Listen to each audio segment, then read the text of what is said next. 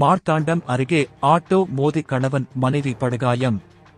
கன்னியாகுமரி மாவட்டம் மார்த்தாண்டம் அருகே உள்ள ஈச்சன்விளை பகுதியைச் சேர்ந்தவர் ஜான் ரோஸ், வயது 60. இவரது மனைவி ரோஸ்லின், வயது 57. சம்பவத்தன்று இருவரும் மோட்டார் சைக்கிளில் மார்த்தாண்டம் அருகேயுள்ள பம்மம் பகுதியில் சென்று கொண்டிருந்தனர். அப்போது பின்னால் வேகமாக வந்த ஆட்டோ ஒன்று மோட்டார் சைக்கிள் மீது பயங்கரமாக மோதியது. இதில் தம்பதியினர் இருவரும் கீழே தூக்கி வீசப்பட்டு படுகாயமடைந்தனர்.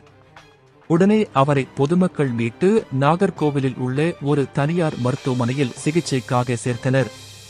தொடர்ந்து இந்த விபத்து குறித்து மார்த்தாண்டம் போலீசார் ஆட்டோ டிரைவர் மீது வழக்கு பதிவு செய்து விசாரணை நடத்தி வருகின்றனர்.